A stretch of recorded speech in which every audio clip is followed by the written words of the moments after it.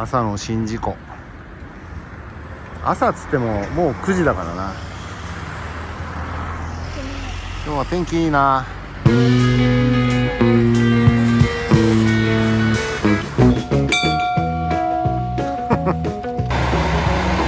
次回なんか30キロぐらいで走ってるよね。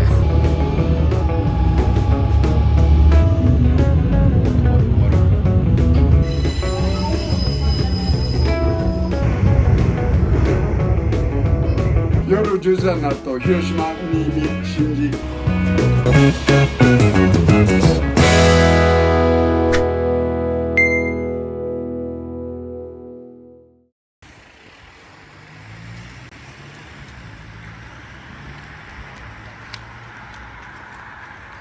宍道駅、今9時ぐらいですけど、9時10分発の普通列車で木槻駅までね、木槻線に今日はね乗っていきます。前日出雲大社で神迎え祭っていうね、全国の神々を迎えるっていう特別な夜を体験しての翌日なんですけど、その余韻を残したまま今日は木槻線に乗って山あいの終点備後落合を目指します。この宍道駅の中にね、出雲南京っていう可愛い金魚がいたんですけどね、この出雲南京は島根県の天然記念物に指定されてんだそうですね。木槻行きの列車がホームで出発を待ってたので、乗り込もうと思います。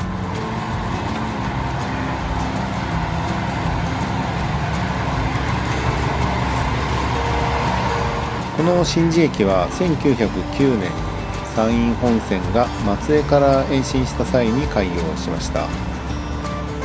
冒頭の宍道湖まで徒歩で 4,5 分もかかんなかったかな。地理的にはそんな感じです。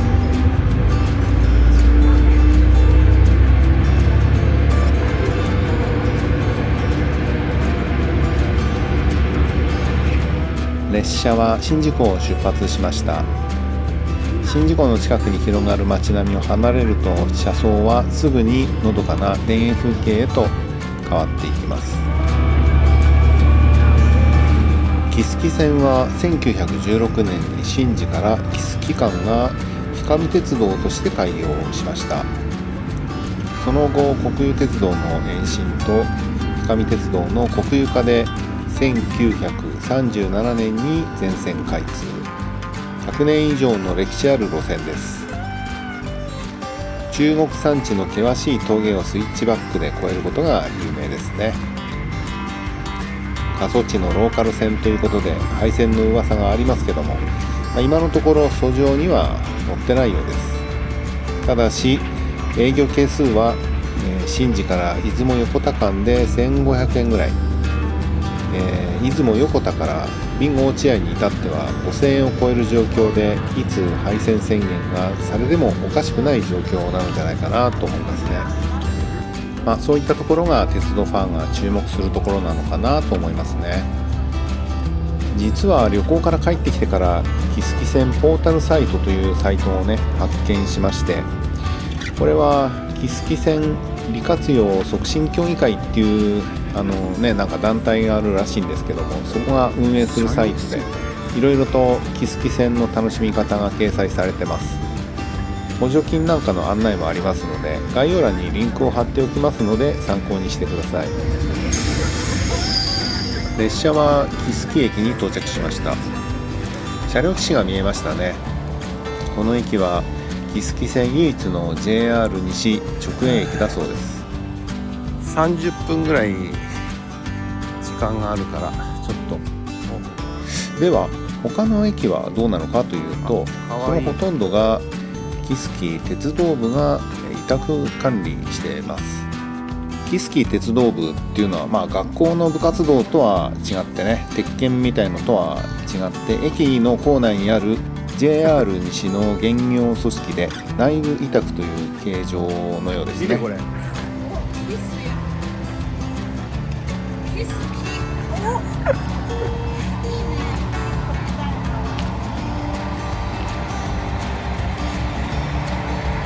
この電車がそのまま、今乗ってきた電車がそのまま横田まで行くそうなんで、ちょっと木槻のね駅前見てから行こうかなと思います。とはいうものの駅前はスーパーぐらいしかなくて、乗り継ぎの30分で見れるところはあんまりなかったので、次の列車で出雲横田に向かおうと思います。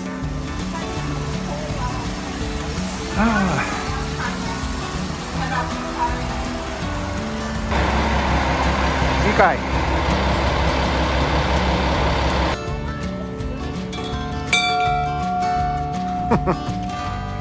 なんかさあ、じゃあ再びもう一度この列車に乗って行こうかな。押して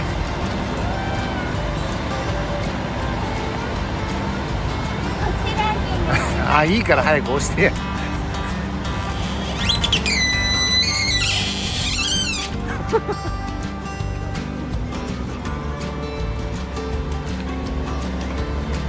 いしょ。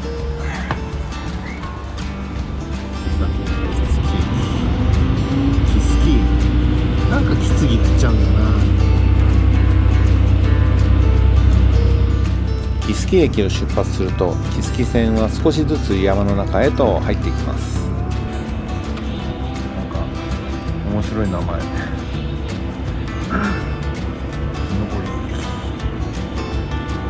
街の気配が薄れ、車窓には川と山、そして集落が点在する風景。列車は少しずつ標高を上げていきます。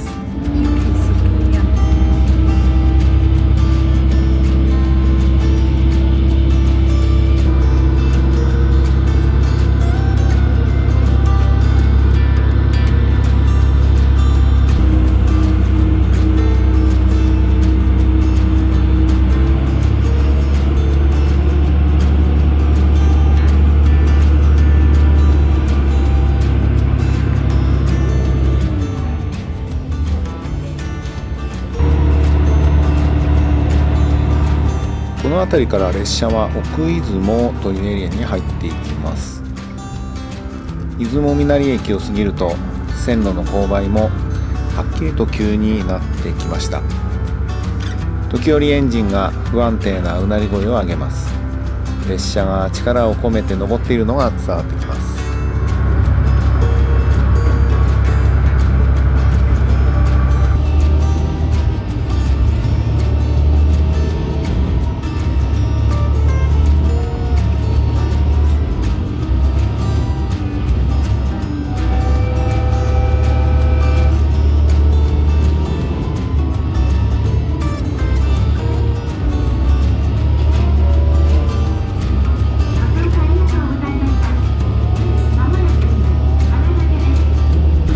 亀岳駅の駅名板は古いですね。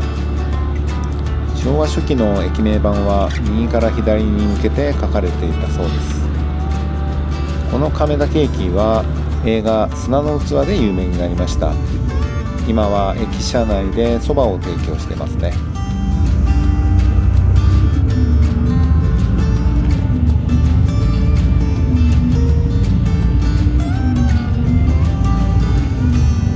そして亀岳駅を出発して間もなくついに空転が始まりました。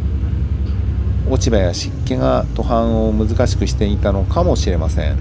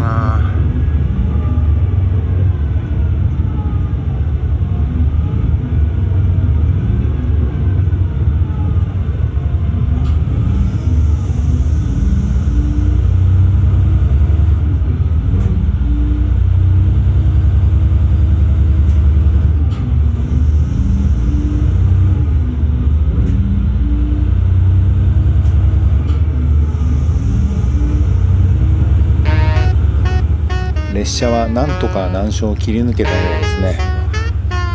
まもなく次の終点出雲横田に近づいてきました。この奥出雲の山々は古くから良質な砂鉄が取れた土地でした。その砂鉄を使い日本刀や農具を生み出してきたのがたたら製鉄です。山を切り開き鉄を生み、そして人と物を運ぶためにこの鉄道もまた山へと伸びていきました。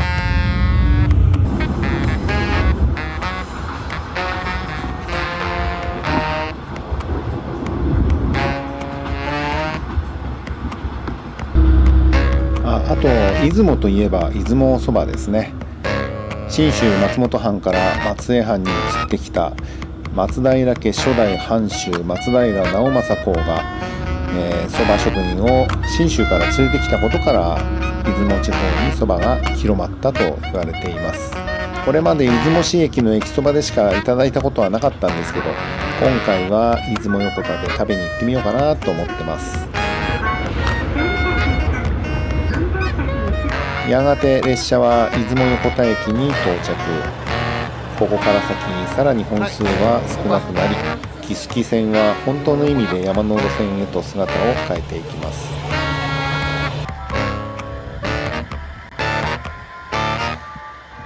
出雲横田まで来ました。なんか鐘が鳴ってんだけど、なんだろうね。ここでもご飯食べるの？ご飯食べようか。昔のね駅みたいな感じでこの天井はいいね。なんか古くて、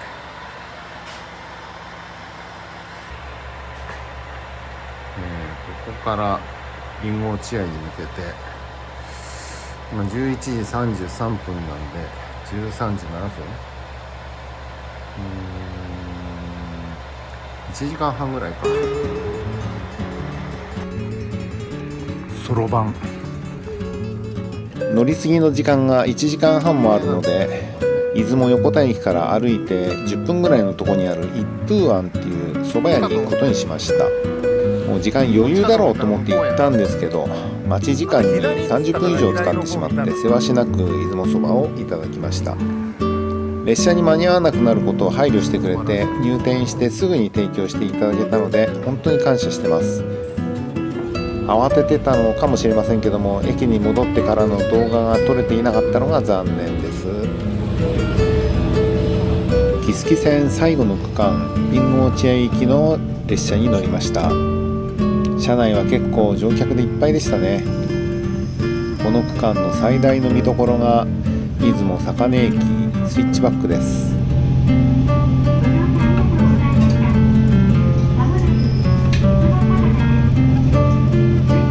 出雲坂根駅から新居原駅の間は標高差170メートル。この間を3段スイッチバックで登っていきます。どうやらこのスイッチバックを体験しようとこの区間だけ乗車している観光客も結構いるみたいですね。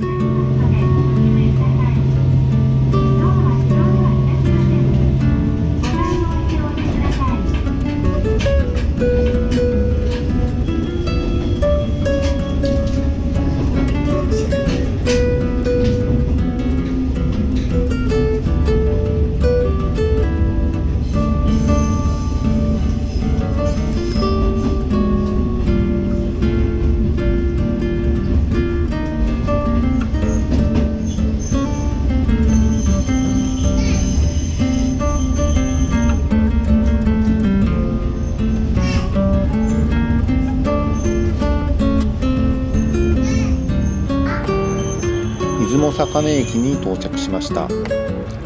この駅は利用者数が1日平均1桁なのでスイッチバックのためだけの駅ですね。それでも2010年に新駅舎が改築されてとても綺麗になっていました。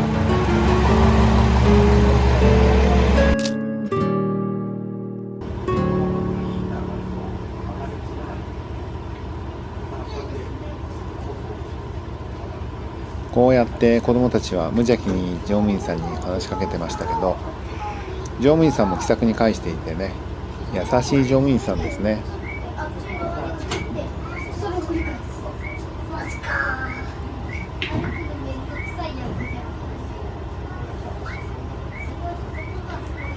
お待たせいたしました。普通列車 B 高知駅発車いたします。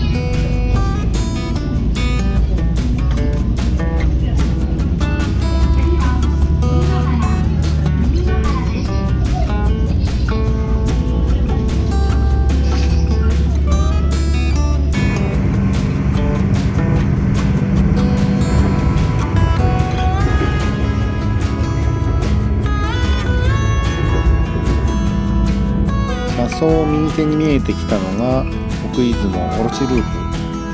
この急峻な地形を越えるための道路もまた大きく回りながら高度を上げていきま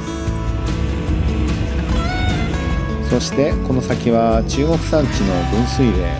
降った雨は日本海と瀬戸内海へそれぞれ別の道をたどっていきます。鉄道もまた山陰と山陽をつなぐためにこの場所を越えてきました。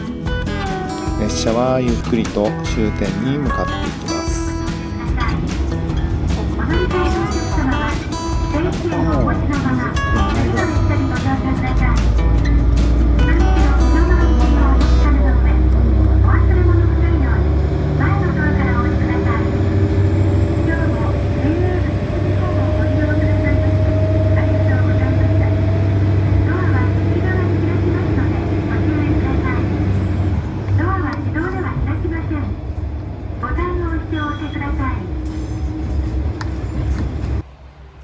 列車は中国山地の山奥に佇む静かな駅、ビンゴーチェン駅に到着しました。おお、すごい。1969年当時のこのお茶駅のね、そうなんですか。原図から引き出して150分の1縮尺をかけて作り上げました。すごい。当時ね、昭和46年で SL 運転が終了しますよということで、車両の交代時期をね、こうして作り上げております。なるほど。今ね、廃線というね、そういう言葉がうろうろしだしまして、そうですね。夜10時になると広島、新見、新地、三方方向のね列車がここに到着して、一晩泊まって朝5時に一斉にまた三方方向へね発車していっとった。文字通り終着駅は始発駅というね、ここの駅がなかったら土井さんも木杉さんもね列車を発車することができなかったという、要衝の駅としてね、90年歩んできました。すごい。こっちも私は元タブレット土井さんの機関車運転手をしとって、今ボランティアでねこうしてそうなんですね。8年6ヶ月こうしてね、ご案内をさせていただいて、すいません、ありがとうございました。いやどうもすごい。どうもすいません、ありがとうございました。この駅は芸備線、木次線、そして伯備線方面の列車が接続し、多くの列車が行き交った交通の要衝です。今では静かな終点となりましたが、ここには山を越えてきた鉄道の歴史が残っています。木次線終点備後落合。また次の路線で会いましょう。